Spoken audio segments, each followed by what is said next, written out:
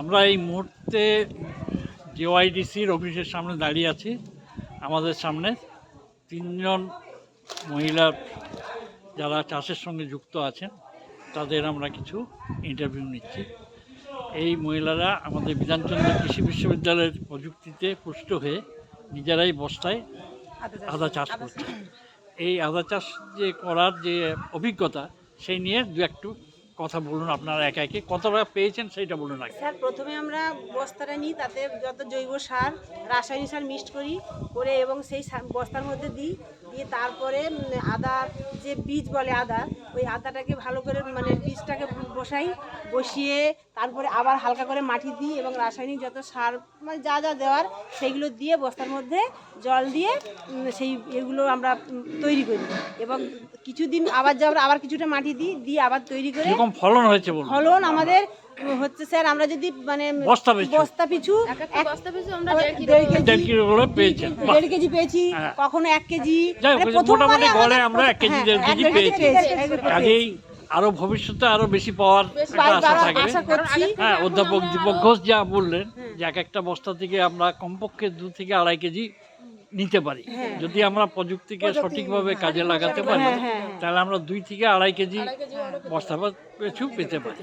এক একটা বাড়িতে আমরা একটা লাগাতে ওটা 3টে ওটা এই একটা জিনিস, একটা বস্তা পিছু 3টে লাগালে একটা লাগাতাম আমরা, একটা কিন্তু দুটো লাগাই। আর একটা জিনিস হচ্ছে বস্তার যেটা বলেছেন যে বিরাট বড় উচ্চতার করতে হবে তা না, হ্যাঁ 10 ইঞ্চি মাটির মধ্যে। যেমন বস্তা সব এরকম করে করে সবজির খোসা, পাতা খোসা, জৈব সারটাও তুমি করেছো? আমাদের বস্তা তো আগের বারে আদা করেছিলাম, তো আমাদের মাটিটা তো ভালো না, এবারে মাটির সম্পর্কে যেটা বললাম, বস্তায় নিয়ে আপনারা জল দিতে আরম্ভ করলেন, লিক হয়ে যাবে। আর এক হচ্ছে বর্ষার সময় যে মাটিটা থাকে তখন না, আমি বলছি বর্ষার সময় মাটিতে বৃষ্টি পড়ে নোনা ভাবটা নিচের দিকে চলে যায়, সেই সময় মাটিটাকে তুলে বস্তায় রাখবেন, তাহলে দেখবেন আরও ফলন ভালো হচ্ছে। ফলন খারাপ বলবো না, প্রথমবারে যে আপনারা করছেন। আর এরপরে যে সমস্ত জাত দেওয়া হয়েছে দীপকবাবুর হাত ধরে, সেগুলো খুব উন্নত ধরনের জাত। সেগুলো দুটো কারণ, একটা হচ্ছে ঝাঁঝ থাকবে, একটা হচ্ছে এর উৎপাদন বেশি হবে, আর একটা হচ্ছে এই জিনিসগুলো যদি ঠিকমতো করা যায় সংরক্ষণের সুবিধা হবে। হ্যাঁ, মোটা আদা হয়ে গেল কিন্তু বেশি দিন সংরক্ষণ করা যাবে না।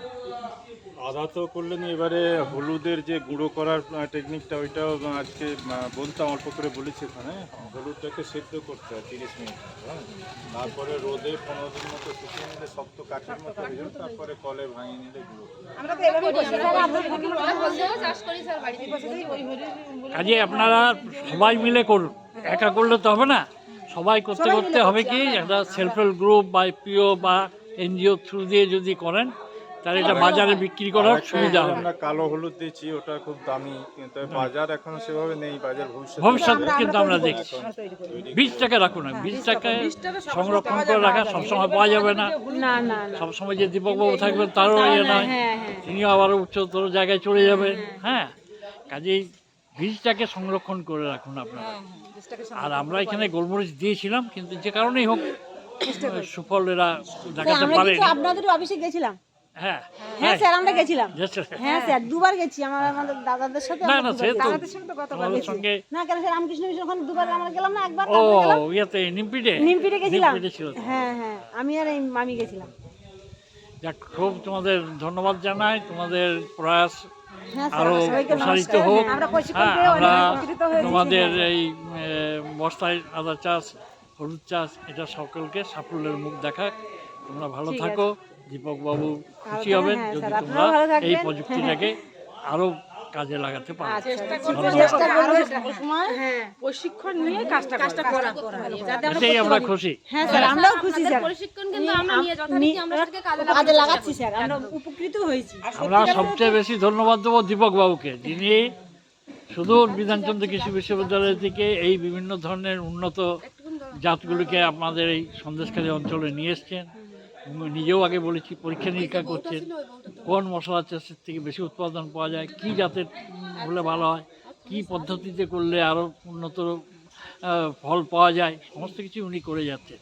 কাজেই সমস্ত কিছুর ওর যে আমার বলবো ক্রেডিট বা এই সমস্ত যে সাফল্যের যে কারণ সেটা কিন্তু আমরা দীপক বাবুকেই আমরা দিচ্ছি। আমি অনেক ধন্যবাদ দেবো ধন্যবাদ। ভারত সরকারকে, যাদের কৃষি মন্ত্রকের অধীন MIDH প্রকল্প চলে, সুদূর কেরালা কালিকট থেকে মশলার প্রযুক্তিগুলো আসে এবং তাদের বিভিন্ন জায়গা থেকে আমরা বীজ এনে বিধানচন্দ্রে সেগুলো বাড়িয়ে কৃষক ভাইদের আমরাও ধন্যবাদ দেবো আইডিসি দাদাদেরকে, যে দাদাদের মাধ্যমে আমরা যে এই যে প্রশিক্ষণ পাচ্ছি, এনাদের এটার জন্য অসংখ্য ধন্যবাদ আমাদের। নমস্কার।